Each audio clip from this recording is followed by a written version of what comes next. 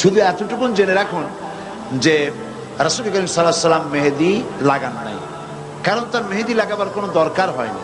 মেহেদি লাগায় তো দাড়িটা লাল বানাবার জন্য, তাই তো, রঙিন করার জন্য। এখন হুজুরের দাড়ি পাকে নাই, চুলি পাকে নাই, ইন্তেকালের আগে মাত্র 17 গাছা চুল দাড়ি পাকছিল, মাত্র 17 গাছা চুল দাড়ি পাকছিল, এই জন্য মেহেদি লাগাবার কোনো দরকার হয়নি। তবে সাহাবায়ে কেরাম মেখেছেন, হুজুর তা পছন্দ করেছেন। কাজেই মেহেদি যদি কোনো মেয়ে লোক পায়ে লাগায় তা কোনো গুনাহ হবে না, হাতেও লাগাতে পারেন, পায়েও লাগাতে পারেন, কোনো নাজায়েজ বিষয় নয়।